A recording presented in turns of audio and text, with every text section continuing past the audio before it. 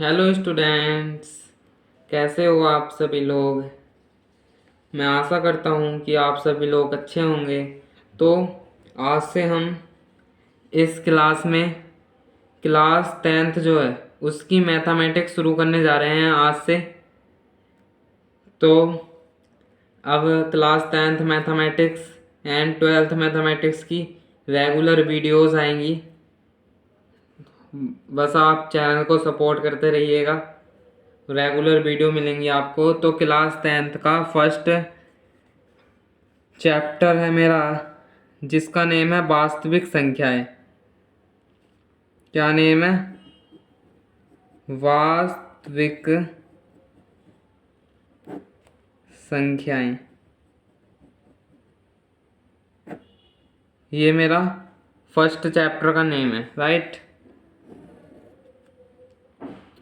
तो वास्तविक संख्याएं क्या हैं? सबसे पहले हम संख्या के बारे में पढ़ेंगे। संख्याएं आखिरकार ये संख्याएं होती क्या हैं? तो बच्चों, संख्याएं दो प्रकार की होती हैं। कितने प्रकार की होती हैं? दो प्रकार की। पहली होती हैं वास्तविक संख्याएं, जिसका नाम हमारा चैप्टर है। दूसरी होती हैं काल्पनिक संख्याएं। वास्तविक संख्याएं क्लास 9th में पढ़ी थी। अब काल्पनिक संख्याएं क्या हैं? काल्पनिक संख्या ऐसी होती हैं जैसे जिनकी वैल्यू फाइंड नहीं की जा सकती। जैसे मेरे पास ये है x² + 2 = 0 है, तो ये क्या होगा? x² की वैल्यू -2 आ गई। अब मैं x की वैल्यू फाइंड करूंगा तो ये आएगी मेरी, ये इधर अंडर रूट पहुंच जाएगा -2। ये प्लस माइनस निशान के साथ अंडर रूट पहुंचाना होता है हमें, क्योंकि अंडर रूट में दोनों निशान होते हैं, एक प्लस का एक माइनस का। ये बात हमेशा याद रखना। तो अब बताओ, इसकी वैल्यू फाइंड की जा सकती है अभी तक? क्लास 10th की बात कर रहा हूँ मैं। नहीं ना, नहीं कर सकते आप इसकी वैल्यू फाइंड -2 के अंडर रूट की। क्लास 11th में आप इसकी वैल्यू फाइंड करोगे, इसकी भी करोगे आप क्लास 11th में। तो ये होती है मेरी काल्पनिक संख्याएं। और वास्तविक संख्याएं क्या हैं? इन्हें रियल नंबर बोलते हैं, इन्हें इमेजिन नंबर बोलते हैं। ये कैसे फाइंड करते हैं ये मैं अभी डिस्कस नहीं करूँगा, क्लास 11th में पढ़ाई जाएंगी ये आपको। तो हमारा मेन टॉपिक है वास्तविक संख्या, इस पर हम पूरा फोकस करेंगे। वास्तविक संख्या क्या है? तो देखो, वास्तविक संख्या में क्या क्या आती हैं। पहली होती है हमारी प्राकृतिक संख्याएं, नेचुरल नंबर, प्राकृतिक संख्याएं, समझ गए। एंड दूसरी होती है मेरी पूर्ण संख्याएं। तीसरी होती है मेरी परिमेय संख्याएं। चौथी होती है मेरी अपरिमेय संख्याएं।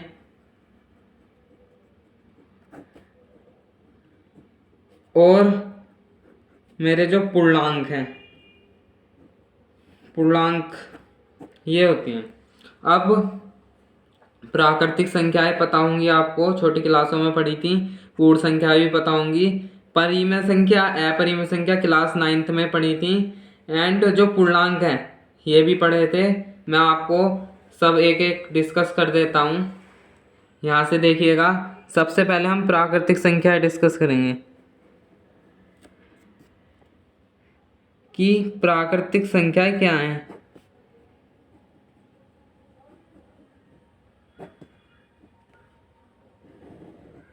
क्या है प्राकृतिक संख्याएं, ये मैं डिस्कस कर रहा हूं। तो प्राकृतिक संख्याएं हमेशा एक से शुरू होती हैं, एक से। लिख लो, नोट कर लो। प्राकृतिक संख्याएं हमेशा एक मतलब 1 से शुरू होती हैं।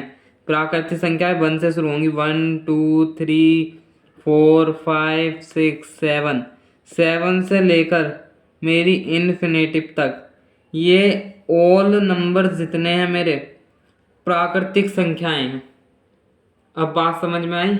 मैं बिल्कुल भी रट्टा नहीं लगाऊंगा, रट्टा नहीं लगाना है। अगर कहीं समझ में नहीं आता है तो व्हाट्सएप नंबर पर मुझे समस्या भेज दीजिए अपनी, मैं उसे सुलझा दूंगा और दोबारा वीडियो बनाऊंगा इस पे। अगर कोई समझ में नहीं आता है तो बिल्कुल भी रट्टा नहीं लगाना है, समझ के करना है। अब प्राकृतिक संख्या आपको समझ में आ गई कि ये एक से शुरू होंगी और कुछ याद नहीं रखना, एक से शुरू होंगी और इन्फिनेटिव तक खत्म होंगी। सेकंड है पूर्ण संख्याएं। पूर्ण संख्याएं के बारे में डिस्कस करेंगे। पूर्ण संख्याएं क्या होती हैं? ये जीरो से शुरू होती हैं, जीरो से, 0 1 2। बस हमें पूर्ण संख्याएं में क्या करना है? प्राकृतिक संख्याएं में जीरो जोड़ना है, जीरो ऐड कर दीजिए बस। 0 1 2 3 4 से लेकर इन्फिनेटिव तक जितनी भी संख्याएं हैं, 5 6 7 8 9 10 से लेकर इन्फिनेटिव तक ये जितनी भी संख्याएं हैं, बस उसमें जीरो शामिल होना चाहिए। जीरो से शुरू होती हैं और इन्फानाइट तक एंड होती हैं। ये भी डिस्कस कर ली। अब परिमेय संख्याएं क्या हैं? तो परिमेय संख्याएं ऐसी संख्याएं होती हैं जिन्हें p बाय क्यू के रूप में लिखा जा सकता है। 9th में पढ़ा है आपने, जहाँ q not equal zero, Q की वैल्यू जीरो नहीं होनी चाहिए जैसे, और जहाँ p और q दोनों पूर्णांक होने चाहिए, दोनों पूर्णांक होने चाहिए।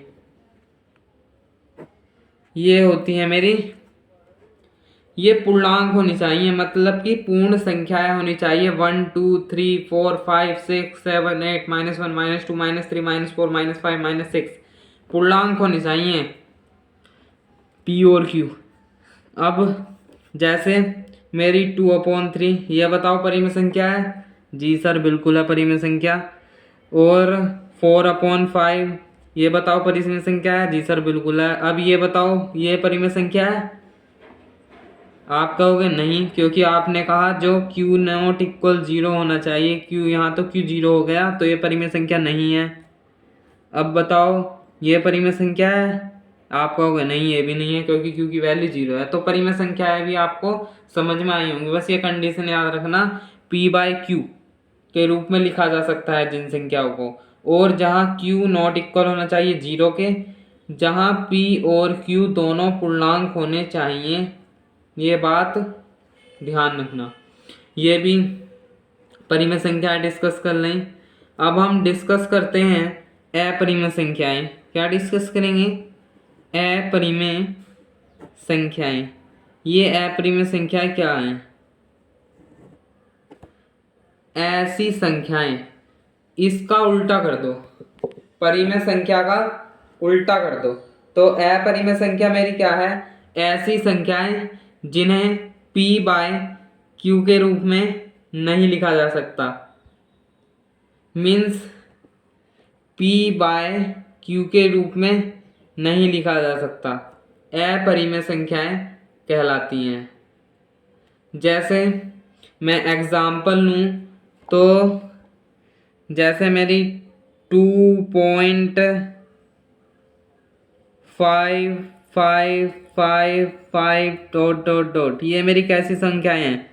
9th क्लास में पढ़ा था आपने, जिनका दशमलव प्रसार, इसका दशमलव प्रसार कैसा है? अशांत है, ऐसे ही चलता जा रहा है। तो वे सारी अपरिमेय संख्याएं होती हैं जिनका दशमलव प्रसार अशांत होता है। अब बताओ जैसे मेरी 1.25, इसका बार लगा दिया मैंने 25 पे, तो ये क्या परिमेय संख्या है? आप कहोगे नहीं ये तो अपरिमेय है, क्योंकि बार का मतलब ये होता है ये 2525 बार बार रिपीट होएगा, ये ऐसे रिपीट होएगा। आपने पढ़ा है जिसका दशमलव प्रसार अशांत होता है वे सभी संख्याएं परिमेय संख्याएं होती हैं। ये बात कान खोल कर सुन लो, जो ये अपरिमेय संख्याएं हैं, अपरिमेय संख्या होगी। अब जैसे मेरी 1.001001 डॉट डॉट डॉट। ये क्या अपरिमेय संख्या है? जी बिल्कुल है, इसका दशमलव प्रसार अशांत है। ये है अपरिमेय संख्या मेरी। तो अपरिमेय संख्या डिस्कस कर लें। अब थोड़ा पूर्णांक पढ़ लेते हैं।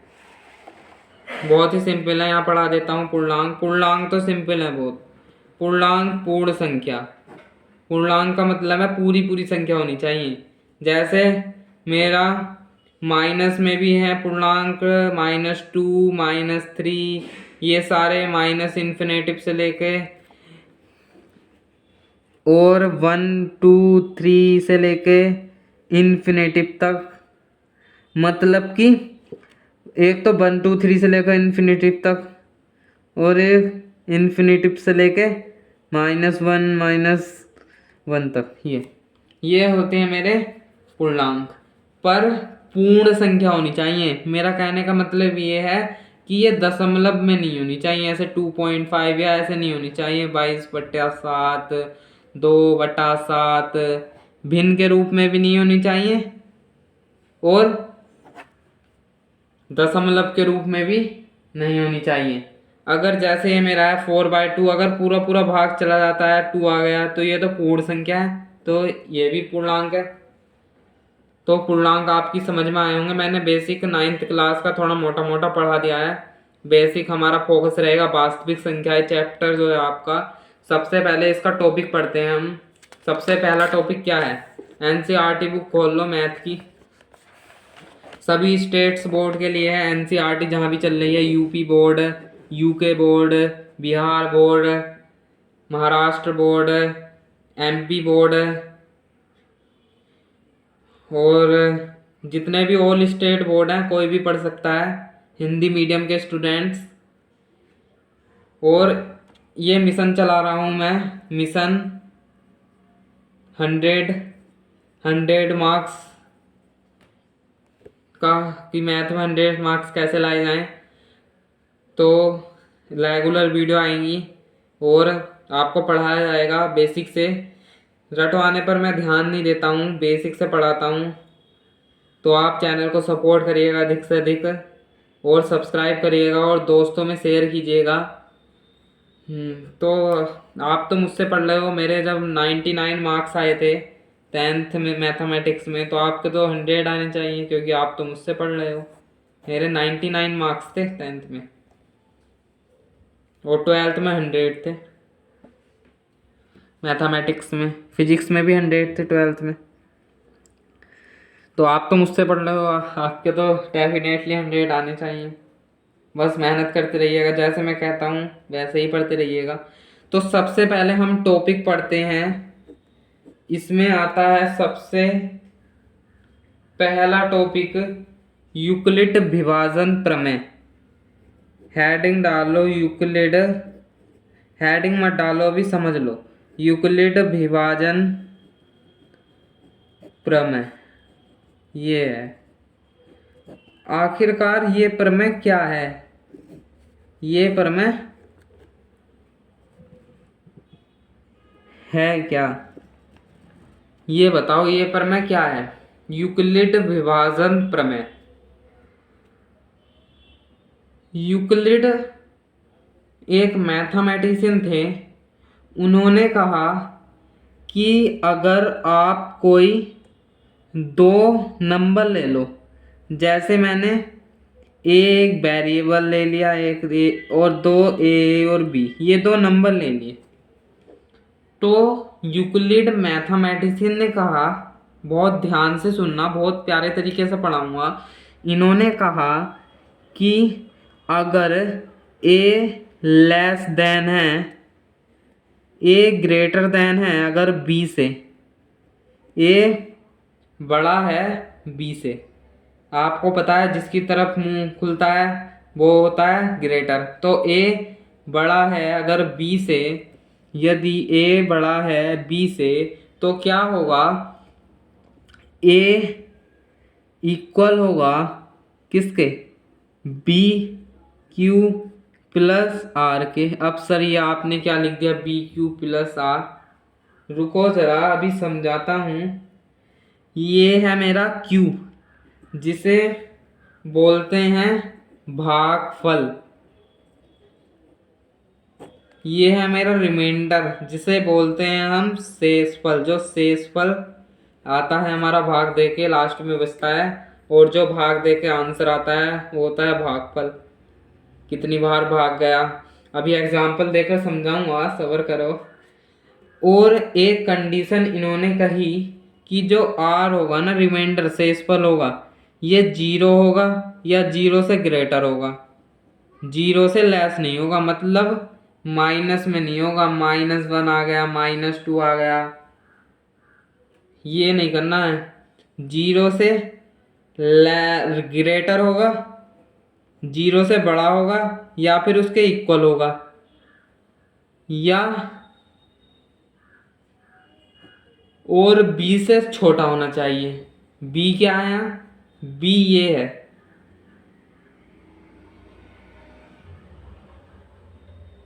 जैसे मैं आपको कहूँ,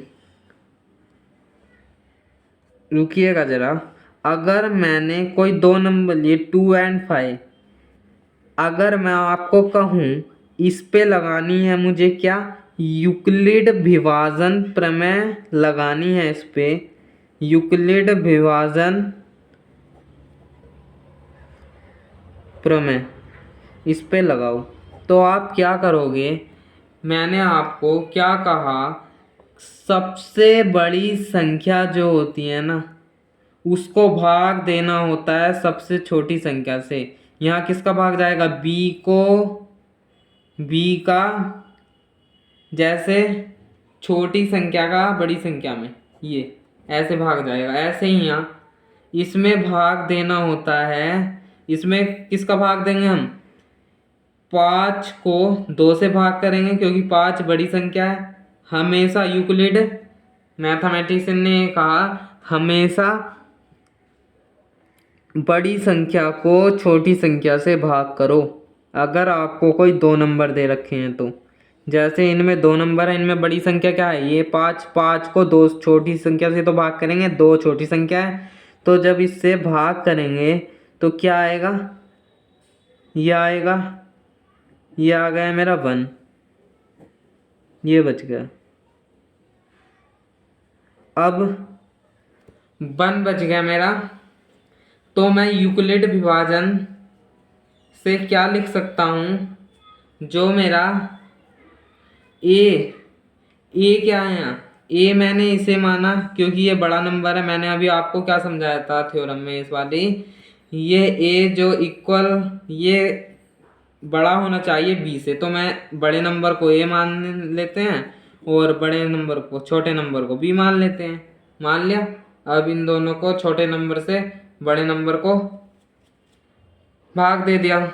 अब ये भाग देकर ये आया, तो मैं यूक्लिड विभाजन प्रमेय लागू करके क्या लिख सकता हूँ। और एक बात, महत्वपूर्ण बात याद रखना, तब तक भाग देते रहते हैं, यहाँ लिख देता हूँ, तब तक भाग देते रहते हैं जब तक जो हमारा शेषफल आता है 0 न हो जाए। जब शेषफल 0 हो जाएगा तब भाग नहीं देंगे हम, जब तक भाग देते रहेंगे जब तक शेषफल 0 न हो जाए। राइट, तो इसकी देखो, 2 बार क्या 4 बनाया, फिर अभी शेषफल 0 नहीं आया इसका, जो मेरा रिमाइंडर है 0 थोड़ी आया है, तो क्या करूँगा मैं, फिर दोबारा भाग दूंगा 1 को। अब किससे दूंगा, 1 को, जो ये आया है मेरा ये भागफल 2 से दूंगा, 1 को 2 को 1 से भाग दूंगा तो क्या आएगा, 2 बार जाएगा, ये आएगा मेरा 0। अब देखो, जब तक भाग देते रहते हैं जब तक शेषफल 0 ना हो। अब मैं इसे यूक्लिड विभाजन प्रमेय के द्वारा कैसे लिख सकता हूँ, यूक्लिड विभाजन प्रमेय द्वारा कैसे लिख सकता हूँ? यूक्लिड विभाजन प्रमेय क्या कहती है? मैंने अभी आपको बताया ए इक्वल होना चाहिए बी क्यू प्लस आर के, यही तो बताया। अब ए क्या, ए किसको माना था मैंने? यहाँ 5 को माना था ना। देखो ए ये है, बी ये है, तो मैं लिख सकता हूँ ए किसके इक्वल होगा मेरा? 5 के। बी किसको माना था मैंने? बी 2 को माना था, तो मैं लिख सकता हूँ बी को 2। अब क्यू, क्यू क्या आया? फर्स्ट स्टेप में देख रहे हैं हम, फर्स्ट स्टेप में जो मेरा भागफल है, भागफल यही तो होता है। ये क्यू क्या आया? 2 आया, तो मैं इसे लिख सकता हूँ 2 प्लस आर, रिमाइंडर क्या आया? फर्स्ट स्टेप में 1 आया था, तो मैं इसे 1 लिख सकता हूँ। फर्स्ट स्टेप हो गया मेरा ये कंप्लीट। सेकंड स्टेप देखेंगे अब जब तक भाग देते रहते हैं जब तक शेषफल शून्य ना आ जाए। अब भागफल को लिखेंगे यहाँ। अब इसमें देखेंगे सबसे बड़ा नंबर क्या है, भागफल ये होगा, तो 2 किसके इक्वल होगा मेरा? यहाँ ये वाला 2 किसके इक्वल होगा? 1। 2 किसके इक्वल होगा? A and B. मैं 2 नंबर लूँगा, ए एंड बी, तो बी क्यू प्लस आर के होगा, यही तो है बी जिससे हम भाग देते हैं, तो 1 होगा। बी एंड क्यू क्या है मेरा? ये आया 2, ये होगा प्लस रिमाइंडर 0 बचा था मेरा यहाँ। अब देखो अगर मैं इसे सोल्व करूँ तो ये 5 आएगा, 5 आएगा, इसे सोल्व करके, इसे सोल्व करके 2 आएगा, तो ये दोनों इक्वल हैं। तो ये थी यूक्लिड विभाजन प्रमेय। समझ में आई होगी आपको। अभी मैं क्वेश्चन कराऊंगा एक्सरसाइज के, तो क्वेश्चन कराऊंगा अभी मैं आपको एक्सरसाइज के। तो देखिएगा मेरा ये फर्स्ट क्वेश्चन है, निम्नलिखित संख्या का एचसीएफ ज्ञात करने के लिए यूक्लिड विभाजन एल्गोरिथ्म का प्रयोग करो। अभी मैंने यूक्लिड विभाजन जो एल्गोरिथ्म है पूरी तरीके से स्पष्ट कर दी है, पूरी तरीके से पढ़ा दिया है।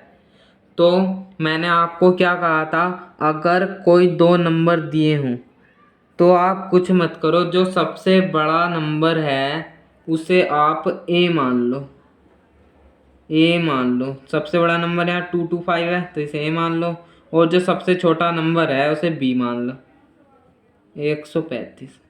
अब यूक्लिड विभाजन थ्योरम क्या कहती है?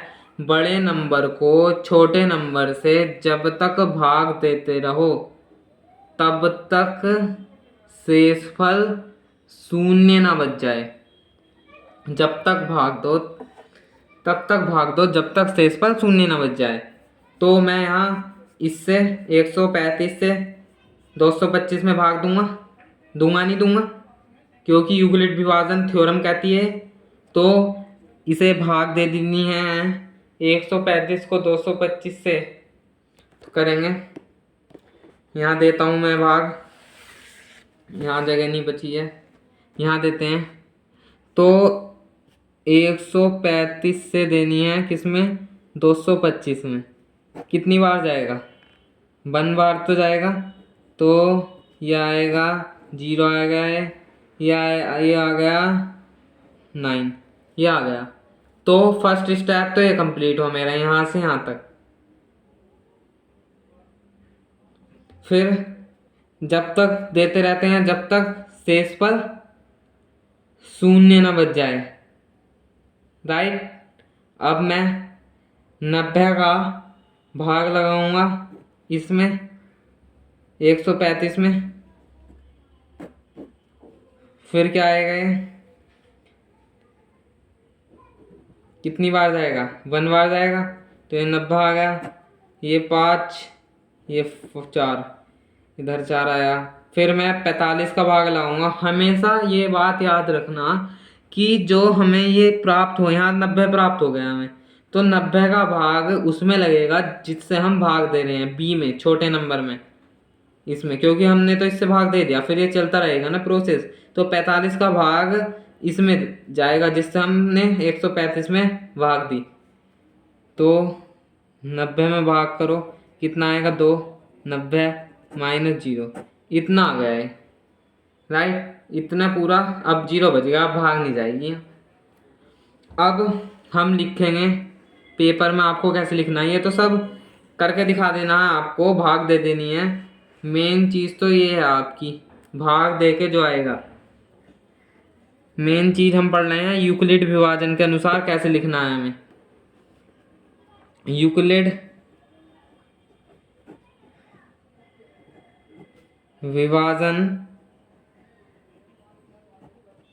प्रमेय द्वारा, यूक्लिड विभाजन प्रमेय द्वारा क्या होगा, क्या होता है, ए इक्वल होता है बी क्यू प्लस आर के। यही तो पढ़ाई थी मैंने अभी आपको। तो देखो यहाँ ए किसको माना था मैंने, ए माना था मैंने इसे 225 को अभी माना था मैंने, तो 225 लिख दूंगा मैं यहाँ, कोई दिक्कत। अब देखो बी किसे माना था मैंने, 135 को माना था, मैं बी की जगह 135 लिख सकता हूँ। अब क्यू क्या आया है मेरा, भागफल क्या आया फर्स्ट स्टेप में, ये आया है 1, तो मैं 1 लिखूंगा यहाँ। रिमाइंडर क्या आया फर्स्ट स्टेप में, ये आया है 90, तो मैं 90 लिख दूंगा। अब सेकंड स्टेप देखते हैं क्या है। मैंने 100, अब क्या करते हैं यहाँ 135, 90 को 135 से भाग दी, तो 135 को मैं क्या लिख सकता हूँ, यहाँ क्या आया था 90, यहाँ तो ए तो मेरा 135 था, इस वाले स्टेप के लिए 135 था, बी क्या था 90, क्यू क्या आया है यहाँ 1 ही आया है, आर क्या आया है 45 आया है, तो ये लिख दूंगा मैं। अब यहाँ ए क्या है इस वाले स्टेप के लिए, फर्स्ट स्टेप हुआ मेरा कंप्लीट। देखो अभी मैं आपको ऐसे समझ में, कुछ बच्चों की नहीं आ रहा होगा, ये यहाँ से यहाँ तक फर्स्ट स्टेप, यहाँ से यहाँ तक सेकंड स्टेप, यहाँ से यहाँ तक थर्ड स्टेप, ये करना है। शुरू में मैं आपको ऐसे समझा रहा हूँ, फिर तो रैपिड फायर की तरह क्वेश्चन लगाएंगे। क्या बात करी आपने। तो इसके लिए ए क्या होगा, ए होगा मेरा 225, सबसे बड़ी संख्या यही तो है 225। बी क्या होगा 135, और इस वाले स्टेप के लिए ए क्या होगा 135, सबसे बड़ी संख्या 135 ही तो है यहाँ। बी क्या होगा मेरा 90। ऐसे ही इस वाले स्टेप के लिए बताओ, ए क्या होगा मेरा 90, बी क्या होगा 45। अब समझ में आई। तो अब 90 को मैं क्या लिख सकता हूँ, बी क्या आया था मेरा यहाँ, देखो ये था 45 गुणा ये 2 आया था भागफल, प्लस रिमाइंडर 0 बच गया, तो मेरा यहाँ ये समाप्त हुआ। ये होती है मेरी यूक्लिड विभाजन थ्योरम प्रमेय, राइट। तो फर्स्ट स्टेप में मैंने ये करा है, सेकंड स्टेप में ये करा है, थर्ड स्टेप में ये करा है। अब एक और क्वेश्चन करा देता हूँ फर्स्ट पार्ट में, थर्ड पार्ट है ये यूक्लिड विभाजन ही तो लिखना था मैं, तो ये लिख दिया मैंने, क्वेश्चन यहाँ सोल्व हुआ, राइट।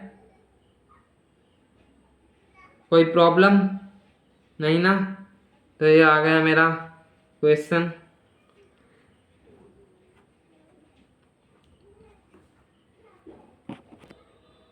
तो हमारा इतना है यूक्लिड विभाजन प्रमेय का प्रयोग करके मेरा ये सेकंड थर्ड स्टेप।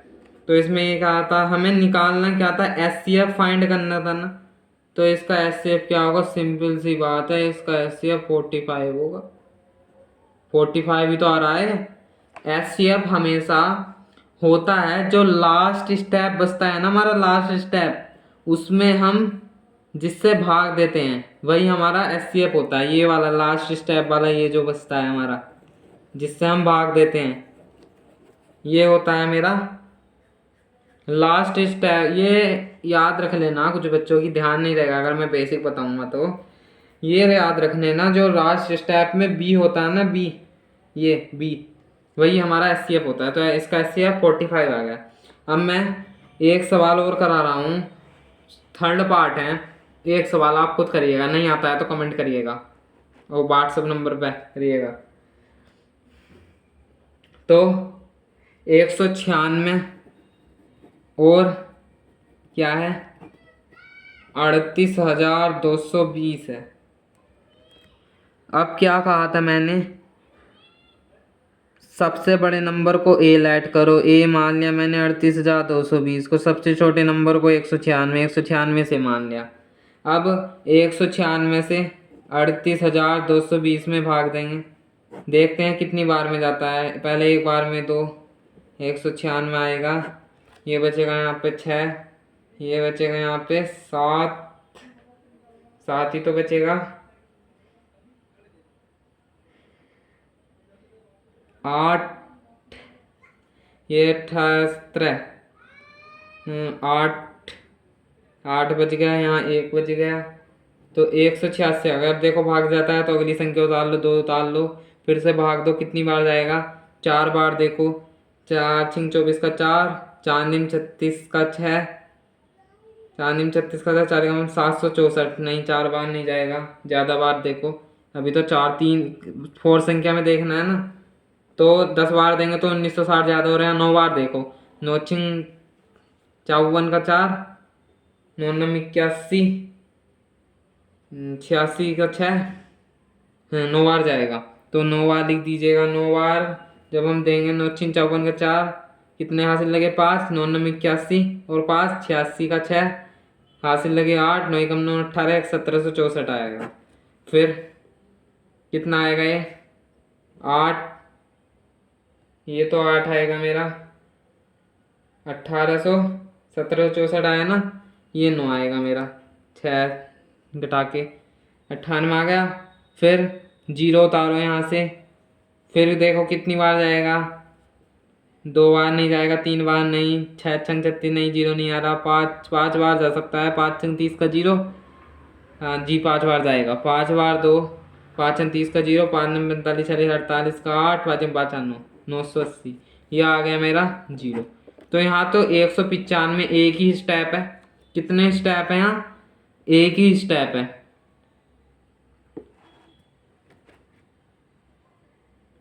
एक ही स्टेप है ना, एक ही स्टेप में हमारा आंसर आ गया 0। 196 से 195 बार भाग दिया, दोबारा देनी नहीं पड़ी हमें भाग। तो मैं यहाँ क्या लिखूँगा? यहाँ देखो मैं क्या लिखूँगा, मैं यहाँ लिखता हूँ यूक्लिड विभाजन, पूरा लिखना है आपको, यूक्लिड विभाजन प्रमेय द्वारा। ये आपको आनी जरूरी है, वैसे क्वेश्चन इससे बहुत कम आता है एग्जाम में, आनी जरूरी है ये यूक्लिड विभाजन, क्योंकि जो आगे क्वेश्चन है, 1-2 हैं मोस्ट क्वेश्चन, उनमें से आता है। यूक्लिड विभाजन प्रमेय द्वारा क्या होगा? ए इक्वल होगा बी क्यू प्लस आर के होता है। देखो ए क्या था मेरा, यहाँ ए देखो, ए किसे लैट किया था मैंने? ए लैट किया था मैंने इसे, देखिएगा ए लैट किया था मैंने इसे 38,220 को। बी क्या आया मेरा? बी से लैट किया था 196 को, तो लिख दूंगा मैं 38,220 को मैंने ए लैट किया था, 38,220 को। बी के किसे लैट किया था मैंने? 196 को। क्यू कितना आया मेरा? भागफल 195 आया ना, रिमाइंडर तो 0 ही बचा, एक ही स्टेप में हो गया ना ये। तो मेरा यहाँ एचसीएफ क्या आएगा? अब एचसीएफ बता दो। मैंने आपको क्या कहा था, जो लास्ट स्टेप में बी होता है ना, बी, यही तो है बी, वह होता है मेरा एचसीएफ। 196 ये होता है मेरा एचसीएफ, राइट। तो मैंने आपको फर्स्ट क्वेश्चन के 2 पार्ट कराए हैं। अब देखो मेरा थर्ड पार्ट, ये आपको खुद करना है, मैं लिख दे रहा हूँ, नहीं होता है तो मैं बताऊंगा आपको कल, कमेंट कर दियो। 255 इस पर यूक्लिड विभाजन थ्योरम लगा के इसका एचसीएफ ज्ञात करके दिखाओ। यूक्लिड विभाजन लगानी है, सिंपल एचसीएफ ज्ञात नहीं करना है। सिंपल एचसीएफ कैसे ज्ञात होता है पता होगा आपको, जैसे मेरा बता देता हूँ मैं, रफ में पीछे बता देता हूँ। जैसे मेरा ये है 867 और 255, इसका एचसीएफ कैसे ज्ञात करते थे हम छोटी क्लास में? 867 10th क्लास से पहले कैसे ज्ञात करते थे इसका एचसीएफ बताओ? इसके गुणनखंड करते थे, इसके गुणनखंड करते थे, इसका करो, ये किससे कटेगा, ये 3 से कट जाएगा, 3 दूनी 6, 2 3 8 24, 3 9 27, 17 से कटेगा 17 बार, 17 का से कटेगा 1 बार, ये काट दो, 3 से 3 8 24, 3 पंजे 15, 5 से काट दो, 5 एकम 5, 5 सत्ते 35, 17 से काट दिया, आ गया। अब इसमें क्या करते थे, जो 867 के गुणनखंड आए हैं मेरे 3 गुणा 17 गुणा 17, और 255 के गुणनखंड आए हैं 3 गुणा 5 गुणा 17। अब इसमें क्या करते थे, जोड़े बनाते थे, जो दोनों में कॉमन हो रहा है, जैसे ये 3 ये 17, ये तो मिल नहीं रहे तो इन्हें छोड़ देंगे हम। अब इनकी 3 आ गया ये, और ये 17 आ गया, इनकी मल्टीप्लाई कर देते थे, 51 आ गया। आंसर तो मैंने बता दिया 51 आएगा आपका, पर आपको यूक्लिड विभाजन से लगाना है और मेरे व्हाट्सएप पर फोटो भेजना है कैसे लगाया है, नहीं आता तो मैं कराऊंगा। तो आज की इस वीडियो को यहीं समाप्त करते हैं, आज के लिए बस इतना ही है। कल मैं आपको नेक्स्ट क्वेश्चन कराऊंगा, रेगुलर वीडियो आएगी शाम को, मैं रात को मैं 12th मैथमेटिक्स की वीडियो अपलोड करूंगा। क्या चल रहा था हमारा चल रहा था मैट्रिक्स चल रहा था, तो 12th की करूंगा। तो आज के लिए बस इतना ही, कल करेंगे। अब हम इस वीडियो का एंड करते हैं, और अगर आपको वीडियो पसंद आई होगी तो प्लीज़ लाइक कर दीजिएगा और सपोर्ट करिएगा मुझे अधिक से अधिक, ताकि मैं पढ़ा सकूं बच्चों को, क्योंकि यूट्यूब पर बहुत से मास्टर 95% जो सर हैं वो कहते हैं आइए हमने रटा है आप भी रटिए, रटवाते हैं। तो मुझे आगे बढ़ाइए, सपोर्ट कराइए, ट्रेंड कर दूंगा, बिल्कुल वादा है मेरा आपसे।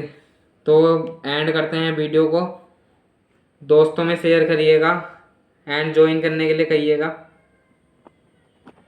धन्यवाद।